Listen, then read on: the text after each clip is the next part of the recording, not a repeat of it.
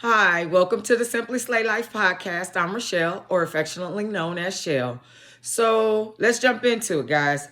I am on a 30-day vlogging journal, and I am talking about doing my version of a reset, which, since I don't believe in resolutions, I call them reset for the new year. So this is day 14, and this week we're talking about uh, financial independence, how to get out of debt, or at least how I'm trying to go about getting out of debt to create my own financial independence, right?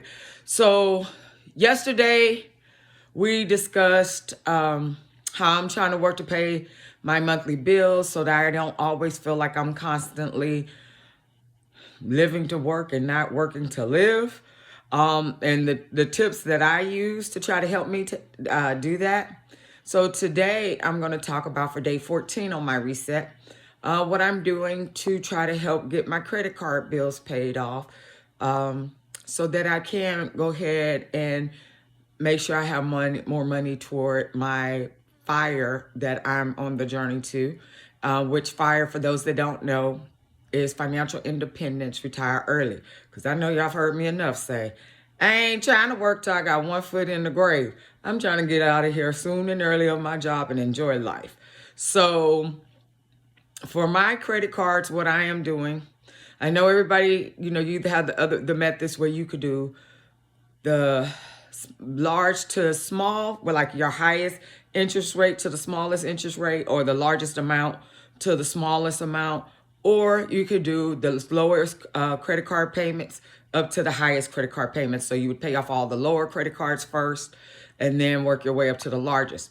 Well, for me, I'm mainly concentrating on my largest credit card right now, right? And so, but on all my credit cards, what I do is, and this tends to work a little bit better for me, is I pay my credit cards by the statement date, because I'm also trying to improve my credit history. So I pay by the statement date. The statement date is different from the due date, because technically the due date means you're late. They just don't tell you that. So if you look at your credit card statements, it'll show you a statement date, and then you'll see a due date, which is normally 2 weeks after that statement date. So I do, like, say, for example, if the minimum is due on your credit card, say $65 a month, due by the due date. What I do, and I usually try to send extra. I may not be able to pay it all off in one fell swoop every month. So what I do is I divide up the payment. On the statement date, I send that minimum. If it's $65, I send that $65. But I'm always trying to at least throw an extra $25 or $30 on top of the actual minimum payment. That I send by the due date. So say I was going to send a total of $85 off of that 65. On the statement date, I send the $65. On the due date, I follow up and send the other $20. And it all counts for that one payment. But it is also helping you to show that you're trying to pay, and it also helps you build your credit a little bit stronger. And so you always want to get stuff in. Well, at least for me, I noticed that my points on my credit score started going up once I at least did it by the statement date, because it means I'm on time, not the extension date. The due date is technically the extension date that they give you as a courtesy. So also, I know people say, don't close out your credit cards, don't, because that messes with your credit, which it is true. It messes with your credit score. It is true. But there are some instances where went ahead and closed out cards. And that has to do with, I noticed that lately I've gotten, my creditors, like, whoever card I have, if my cards are paid off, I have one credit card that had been paid off for 2 years and just sitting there. They sent me a notification talking about they were going to start charging a monthly fee to have the card. And that hadn't been the case. That matter of fact, I got that letter back in November, and that had not ever been the case the whole 6 years I ever had the card. And I had paid it off. It's been sitting there for 2 years, right? It was one of my emergency cards. So when they said that, now the fee was like $5.95 or something like that, I called them to ask them, what was this about? You know, why would they, when did y'all start doing that? And that wasn't in my terms from when I first applied for the card. And they were like, oh, that's something we're implementing. And I said, well, I'm gonna need you to close that card. And it was like, well, you know, you're gonna lose the MasterCard status. I said, you think you're the only MasterCard I got? I said, if I gotta pay to have the card and I ain't used it, if I forget to make the payment, you get that 21% interest, right? Because if it's sitting there for 2 years and I've not made a payment on it, that's not a card I look at to say, oh, this month I got to pay the monthly fee to have the card. And this is a regular card. It's not a secure card for you people that be thinking, oh, that's because it's a secure card. No, baby, that's the regular card. These new ones coming through, finding any way to get your money. So please pay attention to that these are some of the things or tactics that these credit card companies are using. And so she was like, but it's just $5.95. And I said, but you saying that, but it's just $5.95 to you. So why are you not waiving it? I'm not paying that, right? Because that 21% off of that $5.95 is almost $40 if I forget to pay it, right?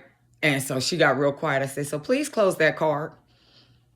And so I had them close it. Things like that, I'm going to close. You ain't going to get money just because you ain't getting money from me now because I choose not to use the card at the moment.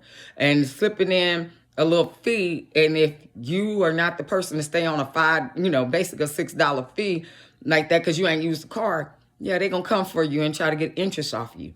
So I closed that card, and I would take that hit. I would take that little 10-point hit on my credit score because I'm not paying that. That's unnecessary. You're just trying to find a way to make extra money. So that one I did. So those are the things that I'm doing. I would also ask y'all or recommend that y'all may want to look at y'all stuff to see if they're sneaking in any extra charges. But for me right now, the way I'm eating up my stuff is I send the required amount by the statement date. I send anything extra that I was going to put to it by the due date. It still covers for that payment statement date for them, right? It still goes under that month. And that's how I do every month. And all the other credit cards, until it's paid off, I paid a minimum by the statement date, same thing. And they might get $5 extra by the due date because I'm trying to eat it up.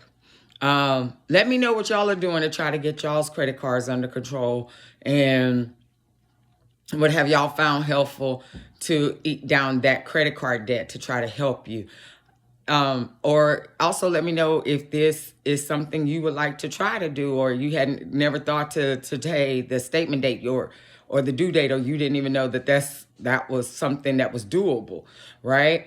I would love to hear from y'all. If you enjoyed this, if it was something that you were like, oh, this is interesting, or it resonated with you, hit the like button, subscribe, hit the notification bell, and leave a comment, guys. Thank you so much for watching the Simply Slay Life. This is day 14 of my reset. I have, look at me, I'm getting excited. I was like, I got, 27 more days? How many days? Not 27, I think it's 17, my math all off. Yeah, 17 more days. My 30-day vlogging will be done on this one. But anyway, you guys have a good one. See you soon. Have a good day. Bye.